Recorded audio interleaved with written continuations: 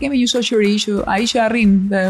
bëhet i pasur, bëhet i suksesshëm, merr gjithë meritat për këtë dhe thuhet dhe triumfon pikërisht si individ shembull i kësaj sipërmarrjeje të suksesshme. Dhe nga ana e kundërt, ana sjelltas, ai që nuk arrin shihet si viktimë e pamundësisë, pa aftësisë, pa zotësisë së tij. Pra, kur merita është individuale dhe kur faji është gjithmonë kthehet në faj individual, është e vështirë që të kërkosh përgjegjësi kolektive dhe të ndërtosh narrative që shkojnë përtej këtij individualizmi të shoqërisë. Kjo nuk është vetëm në Shqipëri, kjo është edhe